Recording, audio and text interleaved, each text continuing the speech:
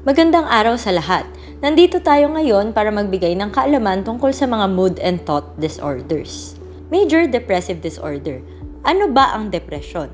Ang depresyon o ang major depressive disorder ay isang kondisyon sa kalusugang pangkaisipan kung saan ang isang individual ay nakakaranas ng labis na kalungkutan, kawalan ng pag-asa, kawalan ng interes o kasiyahan sa mga gawain. Ito ay labas sa normal na pagbaba ng emosyon sa buhay at maaaring makaapekto sa mga pag-iisip, damdamin at pang-araw-araw na gawain ng isang tao.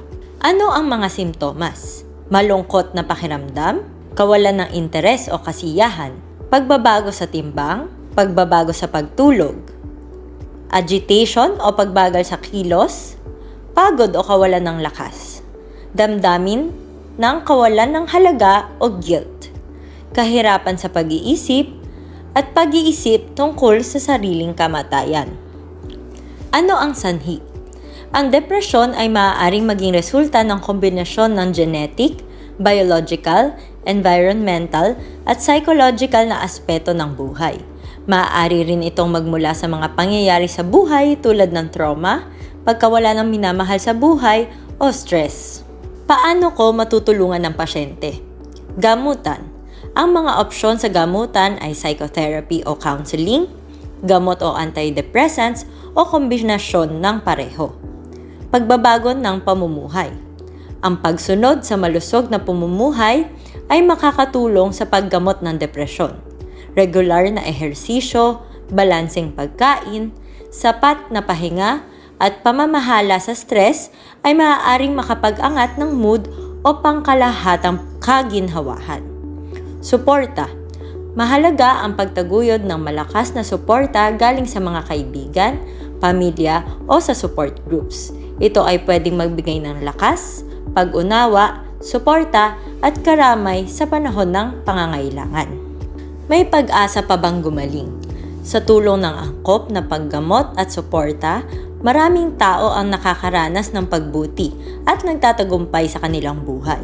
Subalit, ang haba ng recovery ay iba-iba sa bawat isa at maaaring kinakailangan ng tuloy-tuloy na pag-aalaga. Ano nga ba ang common misconceptions tungkol sa depresyon? Tamad ang anak ko. Ang pagiging walang gana o anhedonia ay isang sintomas ng major depressive disorder. Ito ay hindi pinipili ng mga pasyente, kundi ay parte ng sakit nila. Nagdradrama ka lang. Ang sakit na depresyon ay nakakaapekto ng araw-araw na pamumuhay ng isang tao. Ito ay nakakababa ng kanilang pagiging produktibo at nakakaapekto ng kanilang mga relasyon. Posible na dahil sa sakit ay ihiwalay nila ang sarili nila sa iba. Ang hina kasi ng loob mo. Ang depresyon ay walang pinipiling tao. Mayaman man o mahirap, anuman ang pinagdadaanan sa buhay, lahat ay posibleng magkaroon ng depresyon. Hindi ito base sa lakas o kahinaan ng tao. Masama ang gamot. Kagaya ng ibang sakit sa katawan, ang sakit sa pag-iisip ay nangangailangan rin ng gamutan. Ang pagbibigay ng mga gamot ay posibleng kinakailangan para matulungan ang isang tao. Bipolar disorder. Ano ba ang bipolar disorder? Ito ay isang sakit na tinatawag na dalawang poles o dalawang magkaibang dulo. Ang isang pole ay tinatawag natin na mania o hypomania at ang isang pole ay tinatawag natin na depression. Ito ay labas sa normal na pag-akyat at pagbaba ng emosyon ng isang tao. Ano ang mga simptomas? Bukod sa simptomas ng depression na nasabi kanina, ang mga pasyenteng may bipolar disorder ay mayroon din ng mga manic o hypomanic episode na nakikitaan ng pakiramdam ng sobrang kaligayahan o pagiging iritable, mabilis na pag-iisip, pagiging madaldal o mabilis na magsalita, pagkakaroon ng maraming enerhiya o pagiging hyperactive, pag-engage sa risky activities, pakiramdam ng konting tulog lang ang kailangan o hindi makatulog, at mataas na tingin sa sarili. Ano ang sanhi? Kagaya ng depression, ang bipolar disorder ay maaaring maging resulta ng kombinasyon ng genetic, biological, environmental, at psychological na mga aspeto ng buhay. Maaari rin itong magmula sa mga pangyayari sa buhay tulad ng trauma, pagkawala ng minamahal sa buhay, o stress. Paano ko matutulungan ng pasyente? Gamutan, kagaya ng mood stabilizers at antipsychotics na karaniwang nirereseta ng mga doktor. Therapy.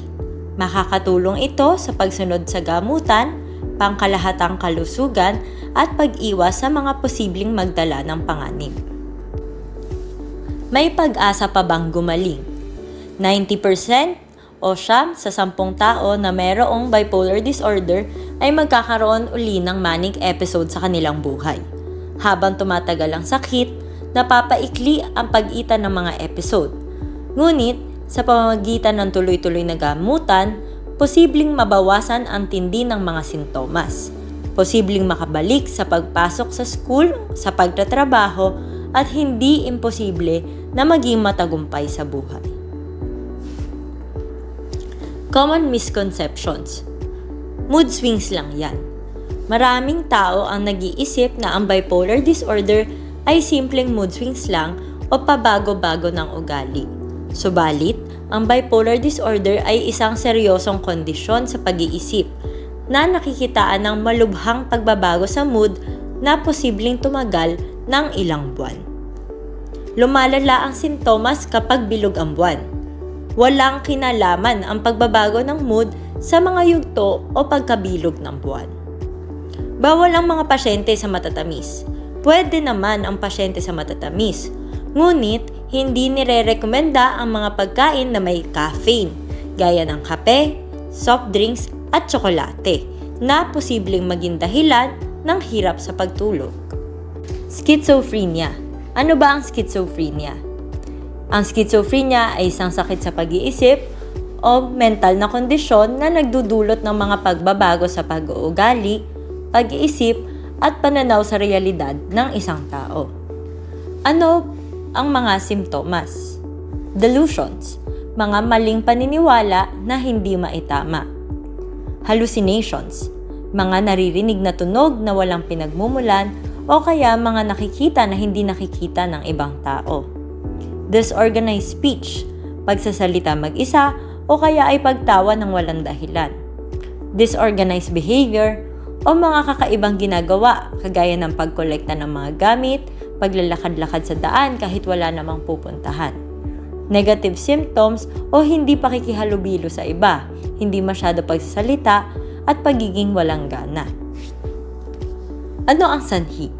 Ang schizophrenia ay maaaring maging resulta ng kombinasyon ng genetic, biological, environmental at psychological na mga aspeto ng buhay.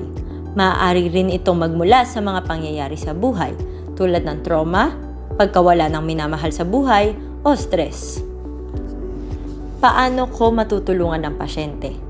Gamutan na pwedeng inumin o iturok sa atin. Psychotherapy. Maaaring makatulong ang therapy sa pagsunod sa gamutan, pagbawas ng negative symptoms, o yung mga nabanggit na simptomas gaya ng hindi pakikihalubilo sa iba, hindi masyado pagsasalita, pagiging walang gana. Ito rin ay nakakatulong sa pangkalahatang kalusugan. May pag-asa pa bang gumaling? Ang sakit na schizophrenia ay panghabang buhay. Maaaring mabawasan ang sintomas sa pag-inom ng gamot, ngunit kailangan ituloy ang gamutan upang maiwasan ang pagbalik ng sintomas. Kada nagkakaroon na psychotic na episode ang pasyente ay hindi na sila nakakabalik sa dati. Common misconceptions. Nananakit ang mga pasyenteng may schizophrenia. Karamihan ng pasyente na may schizophrenia ay hindi nananakit. Sa katunayan, mas malaki ang tiyansa na maging biktima sila ng karahasan kaysa sa pagiging salarin. Ang pagiging bayolente ay nag-uugnay sa hindi pagpapacheck up at hindi pag-inom ng gamot. Kapag natulog ng basa ang buhok ay nagkakasakit sa pag-iisip. Walang kinalaman ang pagtutulog ng basa ang buhok sa pagkakaroon ng sakit sa pag-iisip. Tamad lang yan. Kasama sa negative symptoms ng schizophrenia ang pagkawalang gana, at hindi pakikihalubilo sa iba. Hindi nila sinasadya na magtamad-tamaran, kundi ito ay parte ng sintomas ng sakit nila. Matalino yung kapitbahay ko, kaya nagkaroon ng schizophrenia. Karamihan ng tao na may schizophrenia ay mayroong mababang IQ o intelligence quotient bago pa magkaroon ng sakit. Ngunit, mayroong maliit na grupo ng mga pasyenteng may schizophrenia na may mataas na IQ bago magkasakit. Maraming salamat sa pakikinig. Mood and thought disorders.